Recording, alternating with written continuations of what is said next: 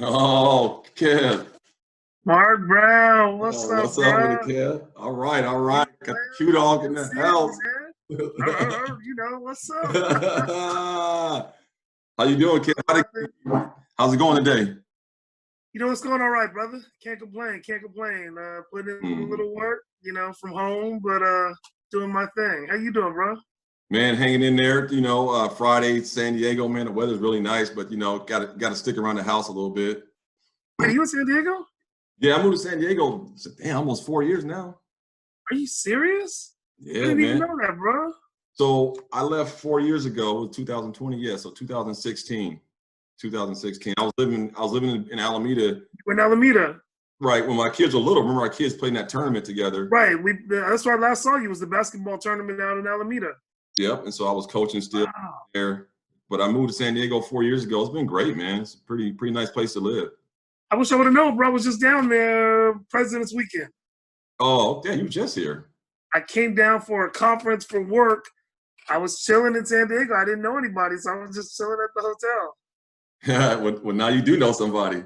Now I know. So now were you at the Gas Lamp or where were you at? I was at the Omni Hotel right outside the gas station. Yeah, the Omni. I used to work there. Yeah, the big, tall, beautiful one right by Big, tall, beautiful one Right right there next to the railroad track. Yeah, yep, right there. And our conference was at the right across the street. Convention Center. Convention Center, correct. And so it was nice. And I was thinking I was actually going to go down with my kid. We were supposed to be down on spring break to go see San Diego State, UC San Diego. All this. We were going to make the San Diego run. Right. But that didn't work out. That didn't work out. Yeah. My co-host Ken, he's joining. He's trying to get in right now. He'll be on in just a second. Okay, no problem. Yeah. So I'm trying to get my video to come up. Let me invite you on it. See if I can help that speed up. Ask to start video. Now, I usually start the video, then the audio. I started the audio, and then the video. All right, there we go. Okay. There you go.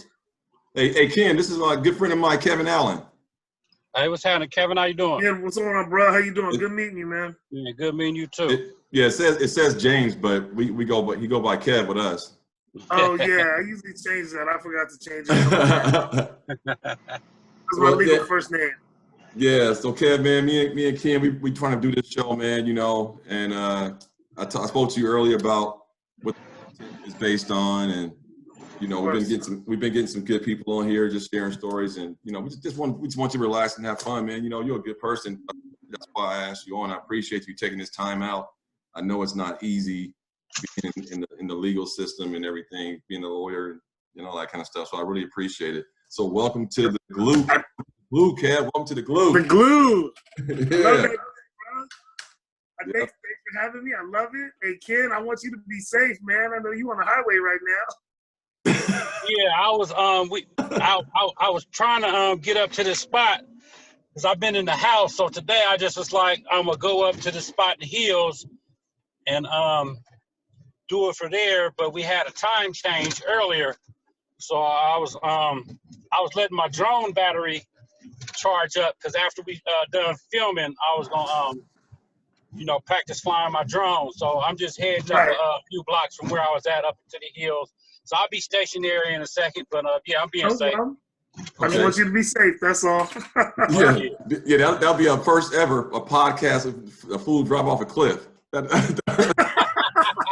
Let's not have that. No, let's not have that. Let's not do that, okay? I'm not doing none of that, man. Yeah. Hey, so Ken, man, we obviously, man, we the whole world is affected by this COVID-19, and so we usually start to show off with that. Unfortunately, man, the normal show we might get into something more humorous and all that kind of stuff, but we're gonna go ahead and start off with COVID-19. We usually ask the guests to. First question usually is, man, how's COVID-19 affected you and your family? So on the real, I got a daughter, 16, beautiful 16-year-old. And because of my job, I work in the courts and the jail. I interact still with people. When COVID-19 hit, people with constitutional rights, their rights needed to be protected. So there was a group of us that kept going into the job. And I told my daughter, go ahead and stay with your mom for right now. because I don't want to give her anything or have her take anything back to her mom, you know, who was immunocompromised. So it was a challenge, and it was a challenge. I'll say that. It's been about 2 months, you know, and that's a long time. But I felt I needed to keep doing the work that I was doing at the time, and so now it's slowed down a little bit, and it's a little bit better. But I'm not gonna lie, that was a hard time. It's a hard 2 months. Yeah, it's been hard on everybody, man, for real. So you kind of touched upon it a little bit. We usually don't get into people what they're doing in their career, but since we already on COVID, and the next question I have for you is, how's it affect your job? You went into that, so go ahead and tell people what you do for a living. So I'm a criminal defense attorney in San Mateo County, so the Bay Area, and I've been public defender, worked as the director of the Office of Citizens Complaints in San Francisco, and now I'm just doing defense work on contract pretty much for the San Mateo County area. And you know, I got guys that are in jail, and that's the problem is they have rights, man, and you got to respect those rights along with all of the health of everybody. You got to try and make sure that these cats don't just languish in jail. Yeah. You know, Ken, I know you drive it. You don't have to look. Please don't look. But go ahead, Ken. If you want to ask him a question about this COVID-19, we've been asking these questions all week long, but I know you got one probably, Ken, for him. Yeah, so you see them in jails to help stop the spread. I know it's kind of hard because of the recycle things as early releases and things of that nature. Has that been happening? Yeah, so all over the Bay Area, they've been doing the early release. A lot of jails were more receptive, I'm going to be honest. Like I know Santa Rita cut loose 300 people from the gate. They just opened the doors and said, you know what, let's move some people out. Of course, they're doing low-level people. People have lesser charges and whatnot. The rest, the Supreme Court of the state of California actually stepped in, and the Chief Justice put forth an order that reduced all misdemeanors and many of the felonies to $0 bail. So at that point, everybody was got out on zero bail. The exceptions, of course, being the big, the heavy hitters, the murders, the rapes, gun charges, domestic violence, DUI, stuff like that. But between just the jails voluntarily opening up, the Supreme Court, and the motions the lawyers are putting in, I think San Mateo County's released some 400 people from jail. Oh, okay. Man, that's I think a lot of people don't even think about that part, like when COVID. And there's still a lot of people, unfortunately, and you hit on it, Ken. It's a very contained environment, recycled air. They're dorms for the most part, the areas, and so it's a lot of inmates that are all just kind of interacting with each other. I know San Jose has had 19 cases they had 3 or 4 inmates and about 15 personnel come down with COVID in the jail. It's tough. Once it gets in, I think it's going to spread. Wow, that is interesting right there. I'm kind of blown back because I think about it, but I didn't really think about, wow, the impact of processing. Like you caught a case and you got to go through this process, and you didn't sign up to go into a place that's infected, but you still broke the law. So where do we draw the line on right? So that's a really interesting aspect. I was going to say, so the next question. So I was going to, now, do you know anybody been affected by COVID or got it or caught it? Yeah, when you asked the question earlier. You obviously know someone probably because of your nature of your business, like some people that, clients and whatnot, but just directly in your neighborhood and family, do you know anybody? Let me tell you, Mark, when you first asked about the COVID, it's real personal to me. Again, I was trying to protect people by not interacting. My mom, I haven't seen my mom for several months because she's in a nursing home. So been away from her. And I have an aunt, Mark, who is 90 years old. And she went to the hospital with a fever. Yeah, you're right. She'll be 90 this June. She went to the hospital with a fever. And, the hospital called me and they said, we did a test and your aunt has COVID-19. Mark, my heart sank because you know, I'm thinking, obviously, with all the news, at 90 years old and COVID, that's a tough one to overcome. You know, my aunt has been the director of a health institute for 40 years down in Puerto Rico. She's been living on just pure raw foods for 40 years. Man, don't you know, 3 days later, they called me and said, no symptoms, the fever's gone away, we're going to send her home for self-quarantine, Mr. Allen. 90-year-old walked out of the hospital after 3 days with COVID and went home. Yes. Wow. Body's coming through like a 24-year-old. I mean, she's just so healthy, and that's just a testament to good living. You know, that's something that I want our folks to know. We got to take care of ourselves. Yeah. We really do. You know, Chicago, I was reading 70% of the COVID patients in Chicago are Black, but Chicago is only 30% Black. So that means double the population, double the percentage of population are people who are dying from COVID in Chicago. Those are our folks. We have the diabetes, we have the heart, the hypertension, we have the issues, and you know, we generally don't have good health care for whatever reason. Maybe it's a job or we just can't afford, you know. But I look at my aunt and we can control that. We can control our living, good eating, you know, taking care of ourselves, exercise, health. Man, my aunt is a testament, Mark. You know, all praises to God that she walked out of the hospital, man. That is amazing. That is amazing, Ken. That is absolutely amazing. And what's even more amazing about that, we had a guest on yesterday, Corey Lee, and he was telling us a story about his pops who got COVID-19, and he didn't show none of the really major symptoms. And he beat it. He's still alive today. He beat it. But it's, you know, but the irony is that his family members are all around him, hugging him and trying to support him, and none of them got it.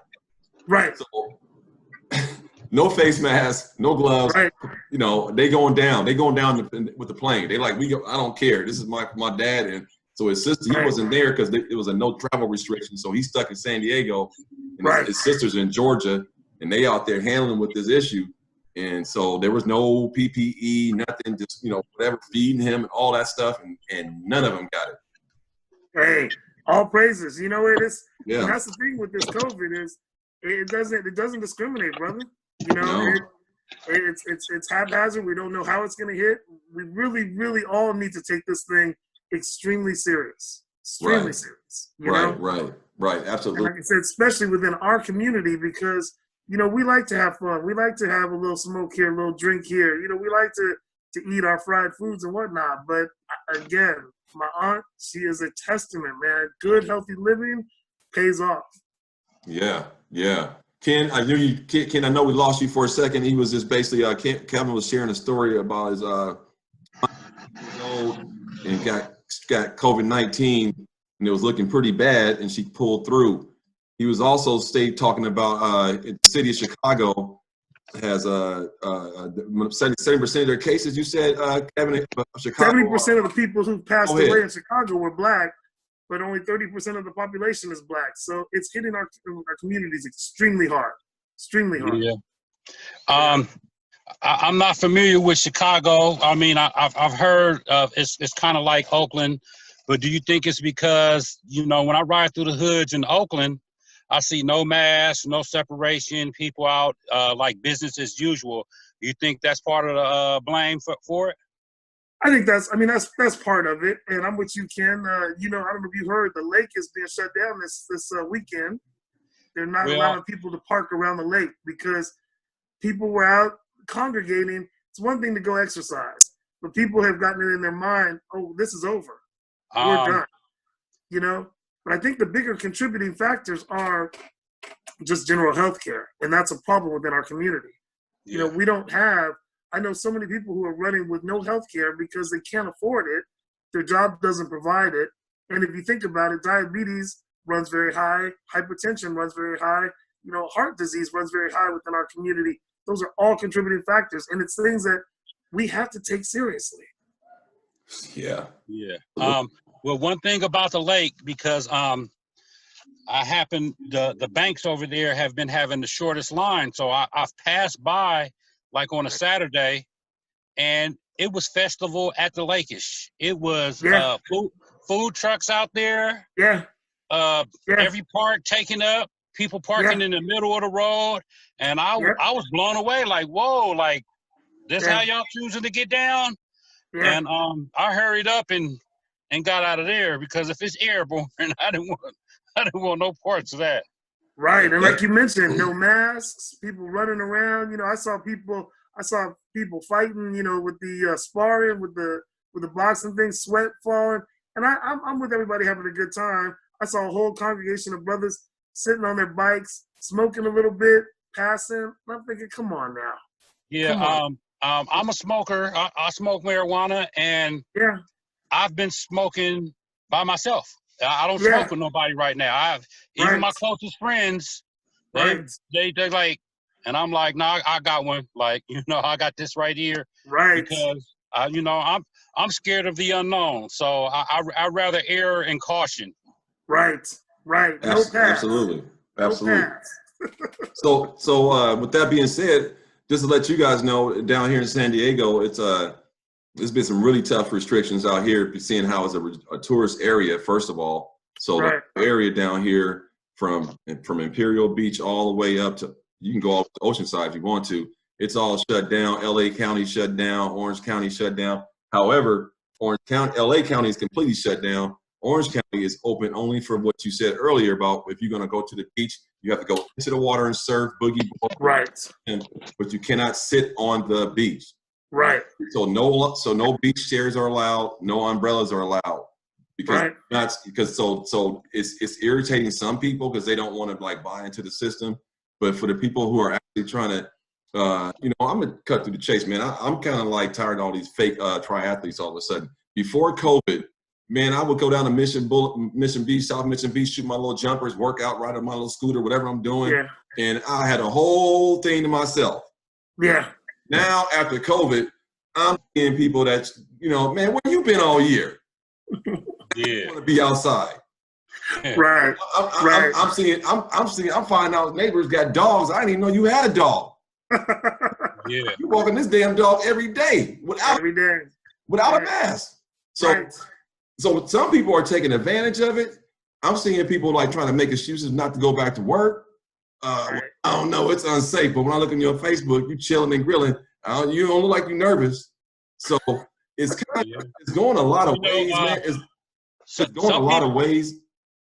Some people are making more money staying at home, and that's why they're like, no, I'm scared. Right. That unemployment money is better than what they take home. Yeah. So that's that part right there is pretty tough for me. And so the people who are really athletic and really be outside kayaking and swimming and golf and tennis and working out, jogging, those are the people that are really being hampered. Now they can still go do those things, but what I'm saying, those are the people who like to go for a jog in the morning, work out, whatever, and then at the end of the evening go sit with a glass of wine. They can't do that part. But the other people who are complaining, they really just want to party, bro. I know how San Diego, they just want to get that gas lamp open, get those restaurants, those grills, get that Petco Park open again. People can start having concerts again and partying. And no one is really upset about humanity, about somebody dying. They're upset because they can't go do their entitlement. Well, the people. I think the problem is I had a right to go to the concert and drink and pop bottle. I had to go downtown. That's against my constitutional rights. Really? Well, and right. That's what always kills me is everybody who's saying I have the constitutional right, to do this. No, you don't necessarily. This is something this is a health order, and I think the problem, like you were saying, Mark, people aren't affected by it. If we were in New York, I think maybe I don't know if you know people in New York, but I know folks that are in New York. I know people who travel to New York to help. It was scary, man. 800 people dying a day in New York. Yep. That is a small town disappearing off the map every day. That is very serious. That's serious. But then you got people out lobbying without masks because they're not being affected directly by it. And I know there's a balance, but like you said, they opened the bars here. They showed a picture of a bar, I think in Wisconsin last night. Man, everybody's hugging and side by side. And then, I don't wish any ill on anybody, but I imagine I'm going to see at some point on the news, Wisconsin's going to be a hot spot. Yeah, absolutely. Man, with that, man, good insight, man. That was a good way to go on that one. Let me move on real quick. Kev, go ahead for a minute and let's go ahead and talk about who you are. what was it like growing up as a kid? Your family, what your daily life, and talk about a few of your achievements. Coming out of high school, any academic achievements, athletic achievements, where you went to college, what was your major, and then when you get to that part of your life, and tell us about that path, because I think everybody has different experiences about things, and everybody ain't made for college. And I think it's important for everybody to understand that even people who went to college, it wasn't like it was easy. So if you are a person that have social skills and you may not like it academically, college can actually be for you, because the reason being you can have such a social impact on the campus and that you never would have had in high school, and you probably won't get them a job. But if you can galvanize people on the campus just because of your charisma, you probably could get through college. But most people I know that struggled in college because they didn't have social skills. So college was harder for them. So I'd like to express, like, a lot of kids in urban societies, they believe they don't like college because they don't think they're going to fit in. But the reality of the matter is, you're going to be the talk of the town. Everybody's going to want to hang out with you. You're going to get a little rock star lifestyle. Every university in America outside of the HSBC is 99% white or Asian. So no matter where you go as a brother, unless you go to a black college, historical black college, you do not have to worry about seeing a whole bunch of brothers. So, all your swag and everything you think that don't count, when you hit that campus, you can talk of the town. But the kids, I tell you, Mark, most people. Go ahead. Talk about who you are, though, kid. Go ahead, man. I got a little. Well, no, I was gonna dovetail on what you were just saying real quick about the colleges. See, I'm repping my fraternity. I give thanks to the fraternity for allowing me. Be careful, bro. I won't say that. They be tripping. If you ain't one, you better watch out. That's what I'm telling you. Be careful, because you better call me if somebody. I'm sorry. I didn't mean that, dogs. I'm just messing around. I take that back. I love y'all, man. I'm serious. I'm sorry. I apologize. Don't come get me. I've heard some stories, Mark, but you know what? They know you're doing it. You're doing it because of me. So yeah. It's all good. I was gonna mention, just kind of going backwards, the fraternity. These brothers, they allowed me the opportunity to join probably one of the best organizations I've ever known. Omega Psi Phi is a phenomenal organization, philanthropic, community-oriented. For a lot of people that don't know, and I'm always trying to tell the kids, I don't like when people mention the two different systems. People say, like, oh, you're a member of a black fraternity as opposed to a white. Fraternities are fraternities. However, there are different ways that people get in, and there's different heritages and different reasons that people do this. Our fraternity is no joke.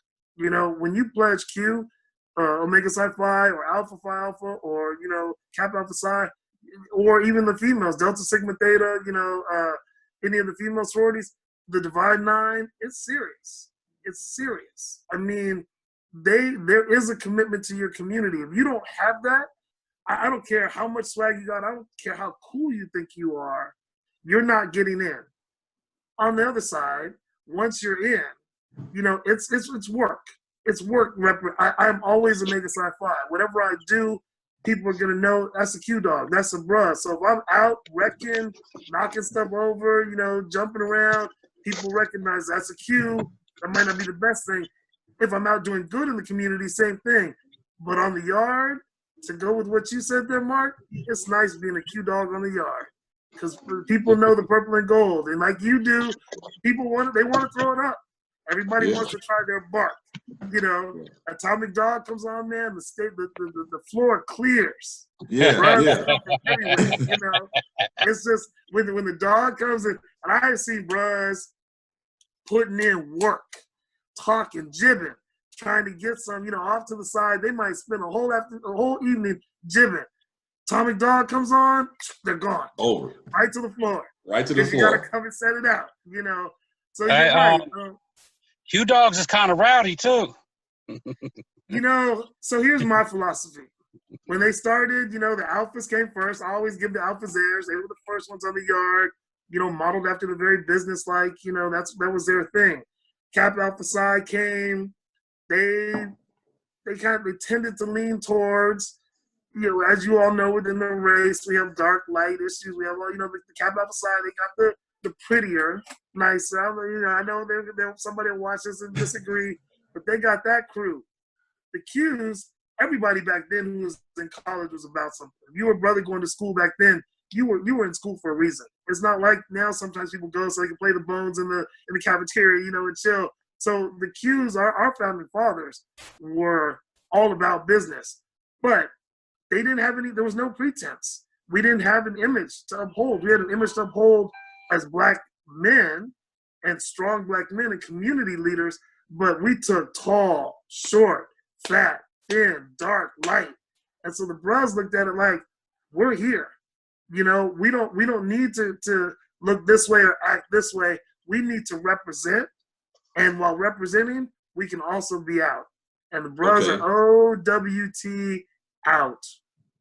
Okay. I can dig that. So so you basically covered your fraternity and that process. We won't probably go too much into the rush process, but take me back because now you said you're an established defense attorney. You're doing well for yourself. Life is looking pretty good, but take us back to high school, growing up in your household, and then tell us about how that life was growing up. And while we're in there, just go ahead and give me the glue people that were that helped you shape you who you were. Someone inside your house and then possibly someone outside your house, and take us through that little process right there. And when did that light come on? Hey, I want to be a lawyer. I want to make a difference. And then get us right into college and get us right there because you already covered the back end. So tell us about the front end. Right. So grew up in Daly City, little suburb of San Francisco. I grew up on the east side. I rep the east side. I'll give out a quick shout to those fellas. Ironically, grew up a swimmer. My pops, my moms, they weren't swimmers. They couldn't swim. My dad took me to a pool one time. I jumped in, and he said I wouldn't get out. So I had this interesting childhood where I grew up in a neighborhood. My neighborhood was mixed, Black, Latino, white, Filipino. It was very diverse. And I had the crew there, but then I went and I swam with a group in the city, and I was traveling to these towns where there was very little diversity. So I say that 2 or 3 hours on the road. My dad he would come to every meet, he would come to every practice. Like I said, if I went under, he couldn't have helped me because he knew nothing about the water, but he's incredibly supportive. You know what I'm saying? And it was a kind of a weird childhood because I wasn't out playing ball. I spent my life in a pool, and I kind of lived in these two different worlds. I grew up around a whole bunch of rockers on one side, out in the sun, swimming. Then I come home and, KSOL was on the radio. Everybody was doing the soft fro, put in the Afro sheen and trying to get the soft fro, and I couldn't do it because my hair was all torn up from chlorine, but I was still trying to be out and hanging out with everybody. And it was, I think it gave me a nice perspective on life because, fellas, I hate to, I'm sorry, the court is calling me. Can I take a 2-second break? Oh, go ahead. Go ahead, man. Go ahead. This is the life of a lawyer, man. Okay. Hello? Yeah, but yeah, Ken, man, I got a drone too, matter of fact. Yes, hey, Armando, I'm on a meeting. Can you call me back? Ken. Yeah. Yeah. Oh yeah. Yeah. Oh yeah. You gotta give me a call back. I'm in the middle of a meeting. If you call me back later, around 7.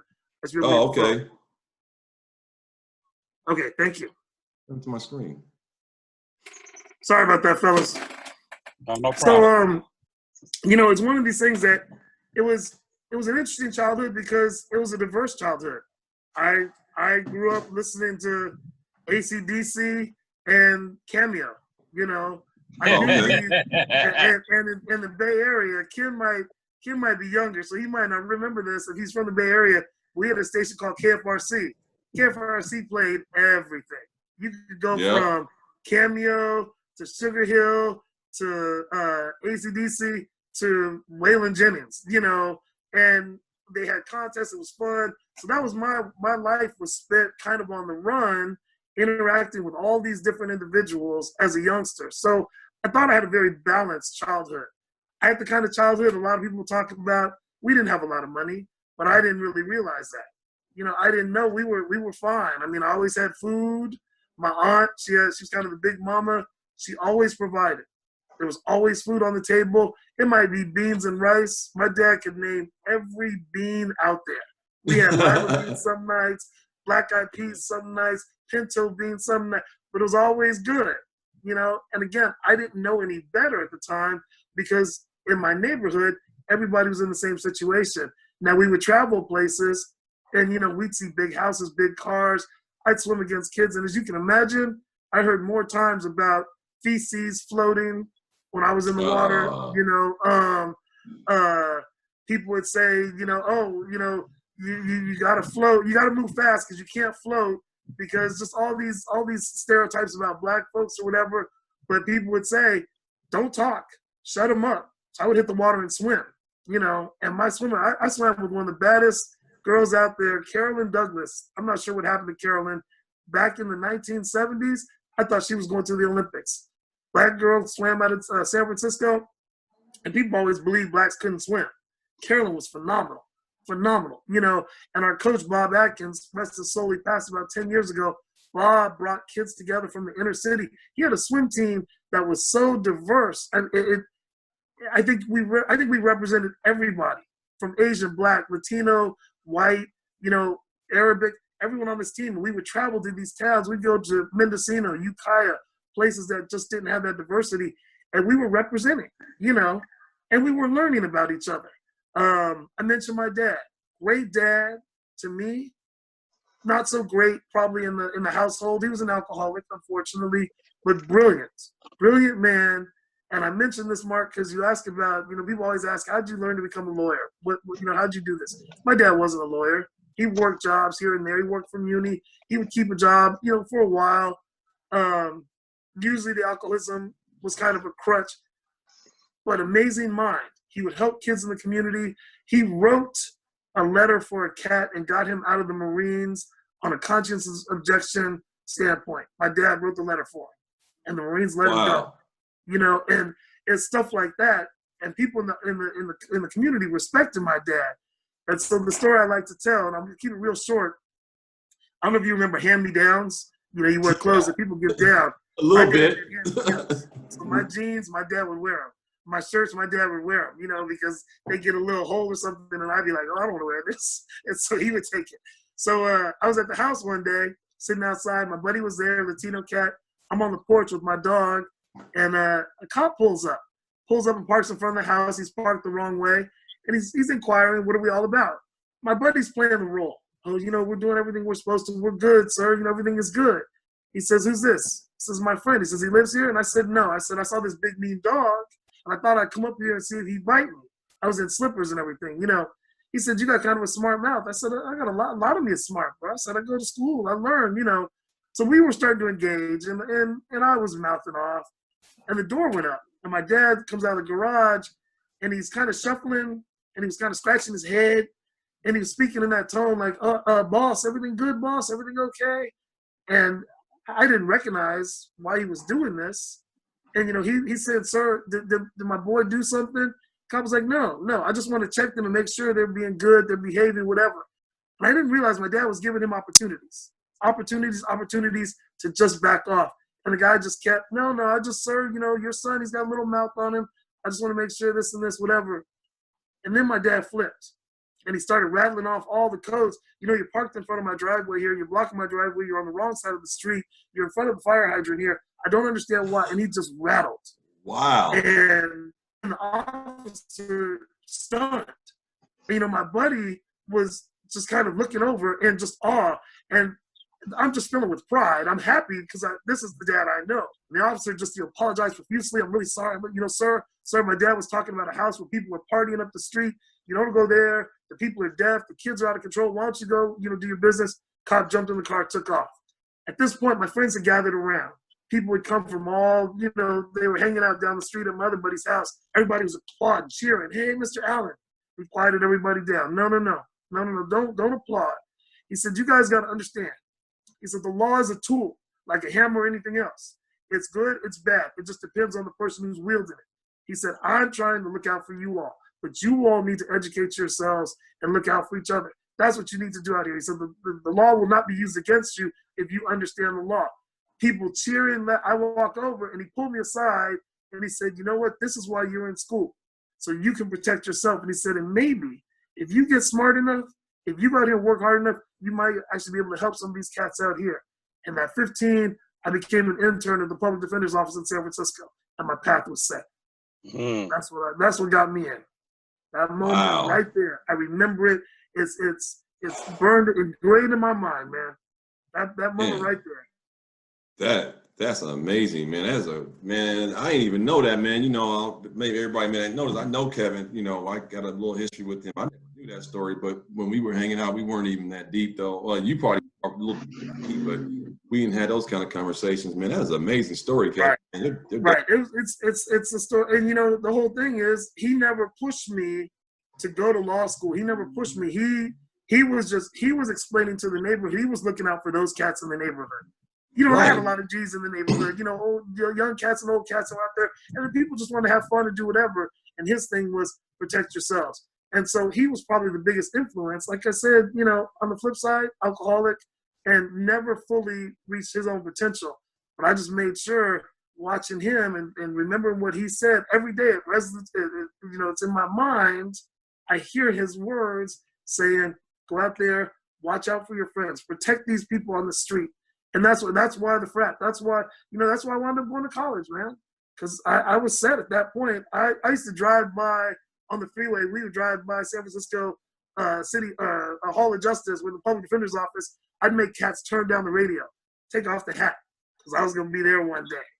You know, greatest day of my life. You know, 1999. I got called into an office. I was given an interview and hired on the spot. San Francisco public defender's office. Best day of my life. Wow, man. Saved my life, you know. So that's sick right there, man. So tell us about so now you're so you're down at UCSB.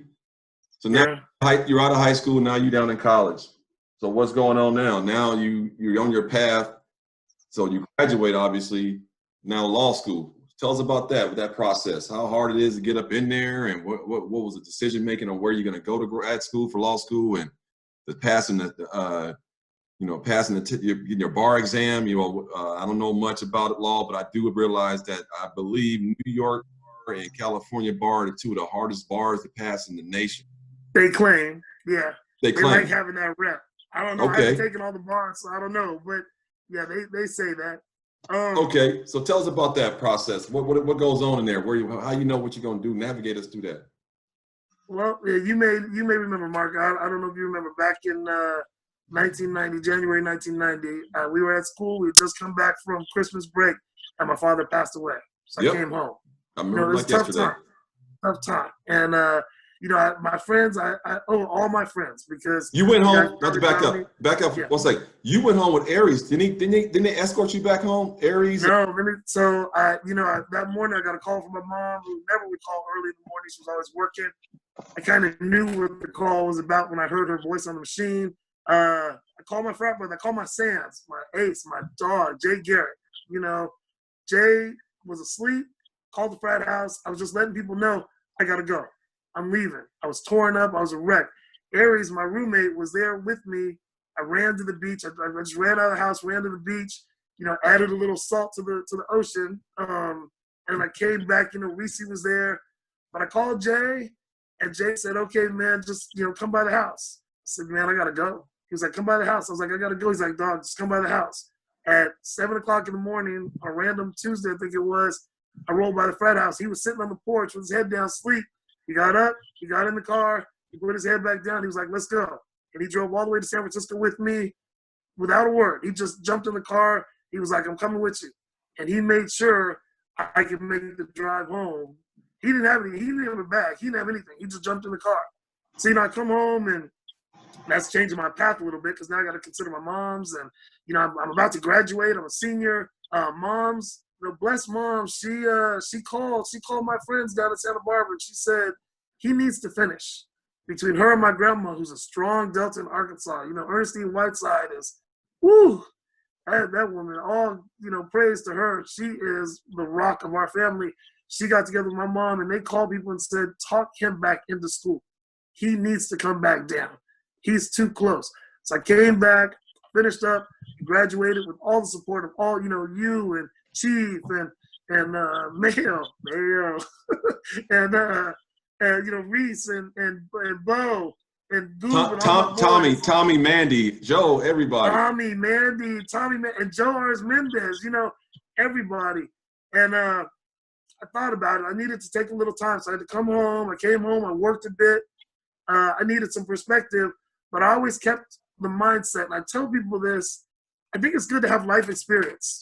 You come out of college, I think it's good to have a little bit of life experience. It's hard to go straight through college, grad school, and everything and come out and do a job because you don't have any life, especially if you want to get into something like law or medicine or any job. Really, you're going to be interacting with people, not in the college perspective anymore, but all of these people from all these walks of life. And it's nice to be able to know something about folks, have maybe worked in a restaurant, work in a newspaper, drive a bus, meet people, learn cultures.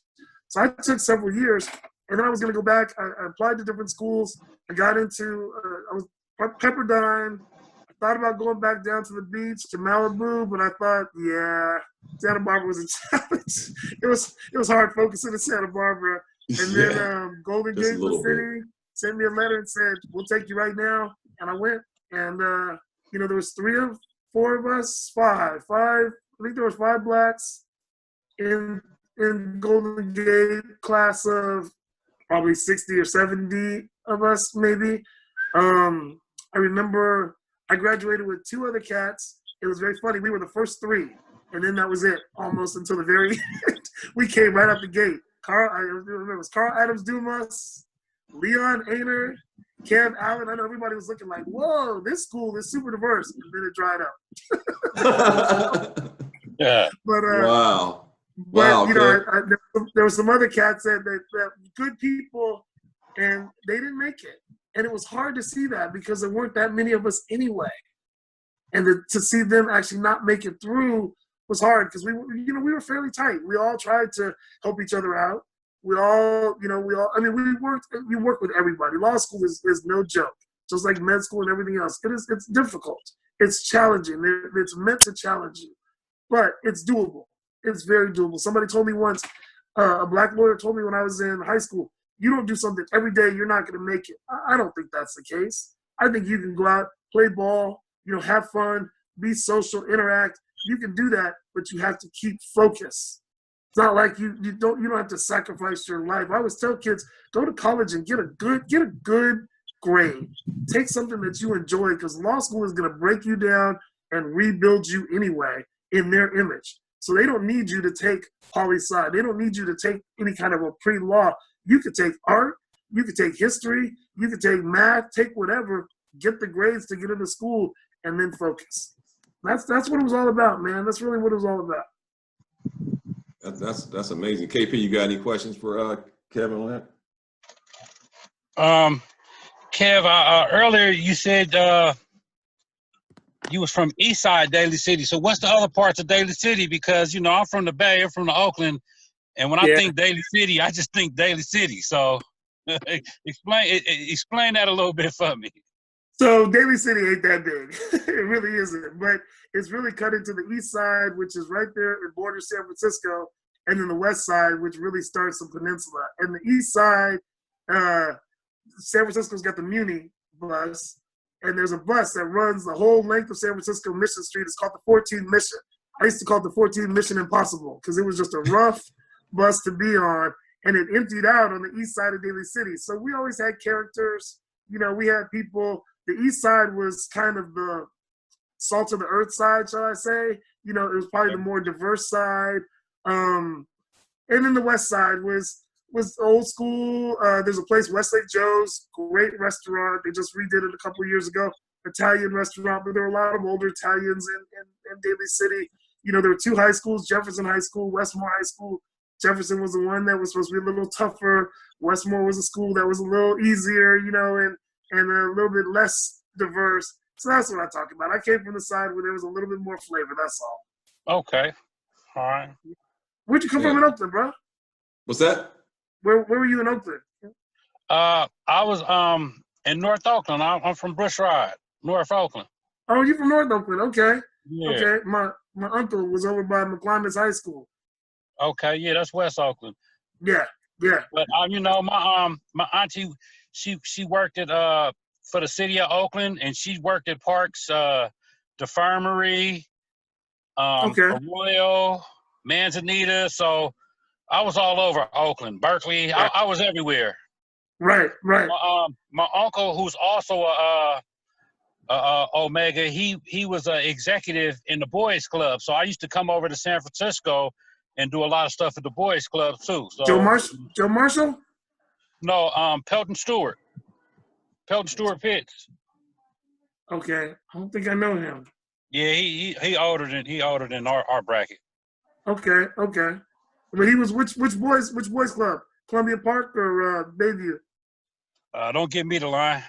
No, he was like executive, so it wasn't just one boys club. It was like we go to several, so we probably went to both. Gotcha. That's one thing. You know, for the young out there, I did Columbia Park Boys Club. It's right off of 16th and Mission in San Francisco. You know, it was doing stuff like that. I came from a little school. My school had about 160 kids in it, K through 8. So I wasn't meeting a lot of people through school. We kind of all grew up together.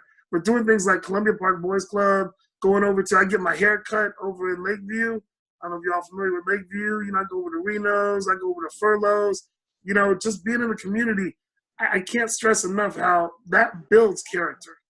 That builds so much character. You know, there's people who still come to me today, and I'm looking at them, and they're like, you know, you remember Ron Plymouth? Oh, yeah, the barbershop. Oh, yeah, Columbia Park. You know, we haven't seen each other in years, but it's that, like you're talking about, coming over and doing that. I think that's so important, and it's something that our community needs because we're losing communities. You know, we don't have neighborhoods. People don't know each other as much. Back in the day, we knew everybody in our neighborhood. My parents could always call somebody and figure out where I was. They might not know, but somebody knew. Oh, yeah. Nowadays, people don't know their neighbors. Yeah. No, everybody's in the house. Man, hey, Kev, good stuff right there, man. Incredible stories, man. But you being way too humble, so I'm gonna take a couple minutes. We're gonna wrap this up, but I'm gonna take a couple minutes later. Whoever watching this in KP, I'm gonna, you know, this man's way too humble. So let me tell you a little bit about Kevin Allen. So, you know, we down here in Isla Vista, and you know, it's just a different America at this time. It's just a lot of partying down there. We were ranked #1 party school, and you know, Playboy magazine, and there's a lot of stuff going on down there, man. Halloween parties is completely off the hook. Spring was just like spring break ain't had nothing on Halloween. So think about that. Like people, like spring break. We just have our Halloween is like some people's spring breaks. So it's a party machine, really, and just anything goes at this time in Isla Vista. The kids down there don't have a clue how it used to look in 1989, 90, 91, 92. Bands on the lawns, kegs on the lawn. I mean, it wouldn't be uncommon for you to be walking down the street and see 3 cats with a keg on a skateboard pushing it, riding it to the next location for a party. Wait, 3 cats? You talking about me and my roommates? yeah. And then, you know, so with that being said, you know, Kev right now at this time, we all got a real nice clique of community, a bunch of people live in the same apartment complex, or even not in the same apartment complex, but we all party together constantly all the time, or cross paths at party, or find out like where this party at, where this at. So I'm watching all this, and I'm just right out of control. So I ain't doing nothing. I'm balling every day, doing stuff, whatever the hell I want, but ain't doing nothing, nowhere near this man. So, but I'm still respecting him. He's still respecting me, and so I'm like looking for a job, and I'm like, man, I need to get a job, and then Kev's like, well, I can get you a job at Chevron over here. And everybody know it when you come into Isla Vista, it's that first Chevron, come down Stork, come on. Stork Road. Yeah, and so Kev gets me a job. Then I think, Kev, I'm not sure, you actually sold me a car? I had to put 2 wires together. Where did I get that car? Somebody sold me a car. I thought Kev sold me one of his old buckets. Nah, that one wasn't me. I did a lot. But somebody sold me a bucket, had a car. Kev was always a good guy. So I thought you sold me that car for a couple $100. I rode it for a while until I crashed it. But that's another story. It sounded like that car was stolen. No. The ignition basically fell apart or whatever. So the dude Just it was still there. Yeah, that's the ticket. Yeah, right. See, kid, you don't know how many times I've had to try to explain in court. But in the hood, we have to put wires together sometimes because everybody assumes if the wires are coming together, it's stolen. And I'm like, no, sometimes that's just the car. Yeah, man, come on, man. Let me finish this up because it might have been like $300 to fix the ignition or something. Yeah, just keep. Well, hey, I ain't had no 300 back then. Ain't no 300 back then. But so anyway, we get a long story short, man. I was trying to give you all some background. I give you KB some background on the atmosphere that we're in. It is a very high-powered party atmosphere. Is not conducive of trying to become a lawyer or even graduating college. It was nothing around there that would support you for doing that kind of thought process. Yeah. Graduate, I'm gonna go to school, I'm gonna go to med school. When we were at Isla Vista, you would have to want that. So with that being said, here's a daily routine for how I'm gonna let you in on a day in the life of Kevin Allen, and I can speak on it because I kind of was right there with him for half. He would get up early in the morning, like go work out, whatever it may be.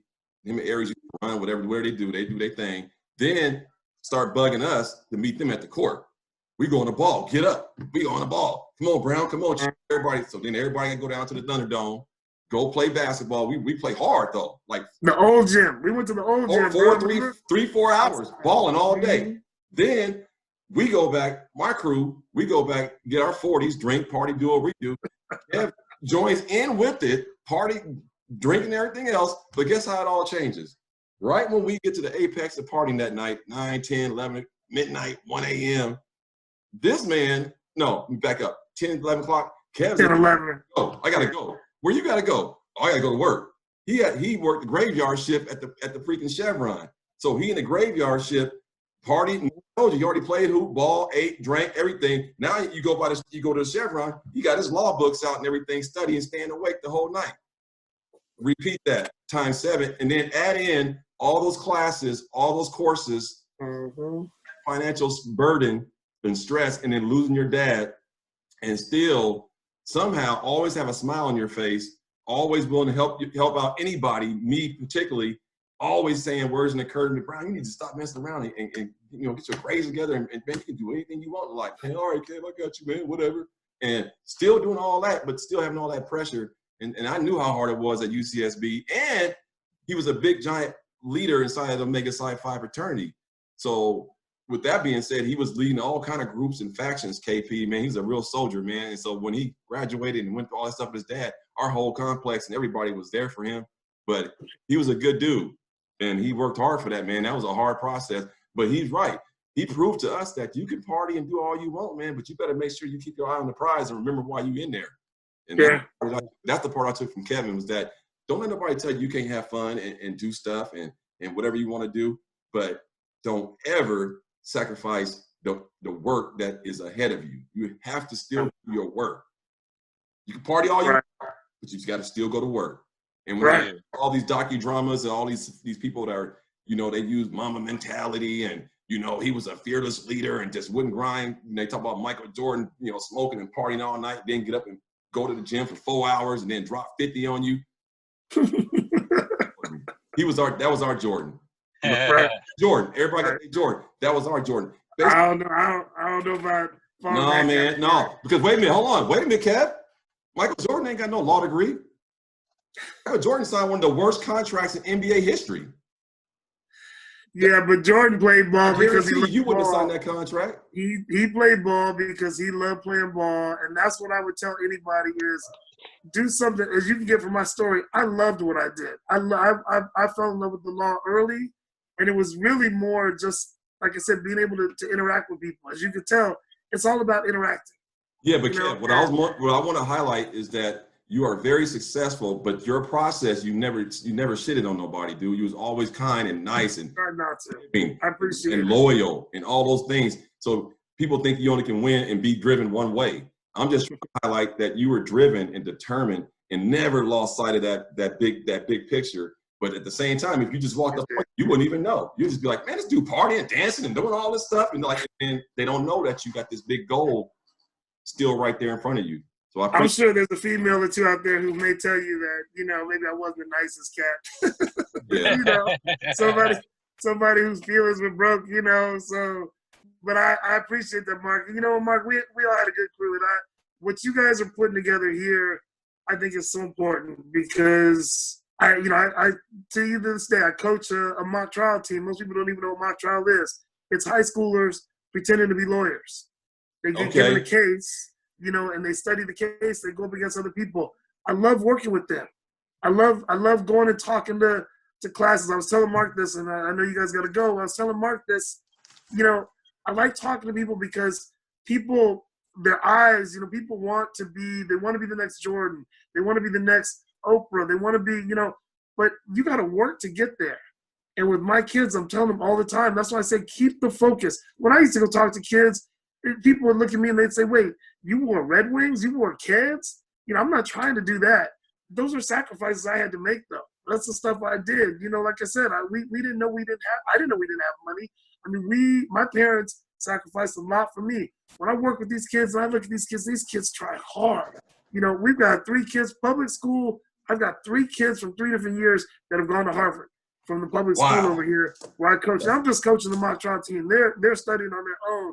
But this is what can happen if you have focus. You know what I'm saying? I mean, man, Kev, hey, Kev, that's my alarm, man. It's about to cut us off here. I know. Thank you again for coming out, Kev, and we definitely gonna bring you back later on as some stories develop. KP, thanks for everything. KP, man, good meeting you. Thanks for doing this, nice bro. Nice meeting you too. Pleasure. Hey, Kev, you right up here, so we're gonna have to get together, bro. Yes, sir, Kev. I want to say clear up, man. We all gonna have to link up. Yeah, for sure. Yeah, KP. Hey, Kev, thank you again, man. Amazing story, and I'll get back to you, brother. Much love. Much love, Mark. KP. All right. Out. Peace. Peace.